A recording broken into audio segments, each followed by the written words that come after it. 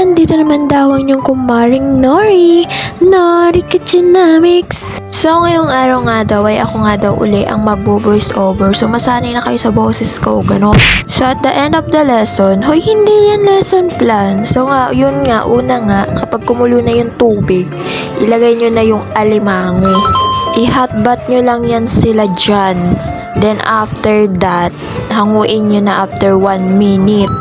So ang trip nga niya daw lutuin ngayon ay garlic butter shrimp. So next niya namang ilalagay dyan ay yung hipon. Katulad din ng alimango, after 1 minute, hanguin nyo na rin. Okay? Okay. So ayan, tapos na ang kanilang maliligayang araw sa hotbath. Sunod, ilagay nyo yung tahong ni Carla. Ayan, halu-haluin nyo lang yan dyan. And katulad nga nung mga nauna, 1 minute din. After that, hanguin nyo na rin. So ayan, kapag alam nyo nang mainit yung kawali, pwede nyo nang ihampas sa kamarites ninyo.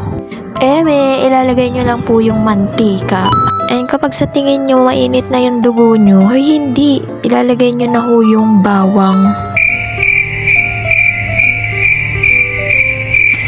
Siyempre, hindi magiging lonely yan. Sunod nyo namang ilagay ay yung sibuyas.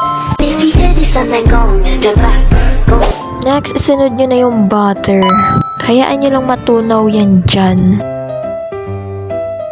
Sunod, ilagay nyo yung Knorr Cubes chicken. Hindi ko na sana pinagmasdan ang iyong Sarap na. Kamusta yung cholesterol mo? Dahil mas gusto niya nga na kumulay, nilagyan niya yan ng atsuete. So may nabibili sa tindahan, ask nyo na lang po. Paano masabi? Grabe talaga yung nagagawa talaga ng reels ba? Dati hindi man ako nagbibidyo-bidyo kapag nagluluto ako. Nilalamon ko yan agad. So next niya naman pong nilagay dyan ay oyster sauce. So maniwala kayo, masarap yan. Try nyo. So next naman pong nilagay niya dyan ay 2 basong Sprite. Hindi po yan tubig. Opo.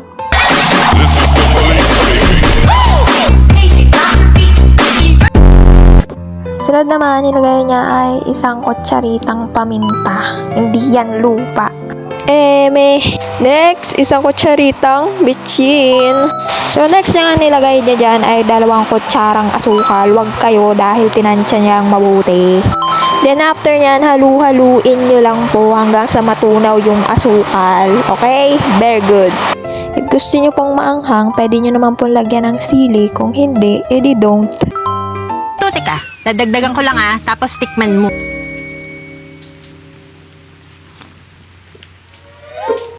Nagmekos-mekos na insa. Mekos to the left. So next niya nang ilalagay dyan ay yung mais. Ayan, ihalo nyo lang yan dyan.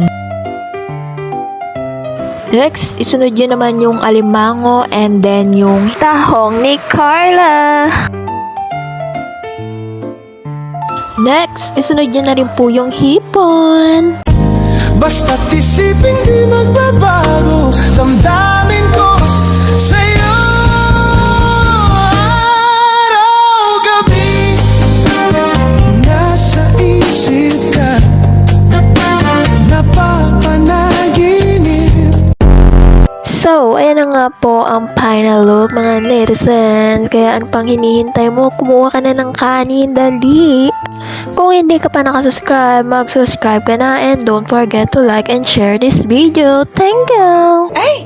Andiyan na pala kayo. Naku, mabuti. Dumating na kayo. Tara, kain na tayo.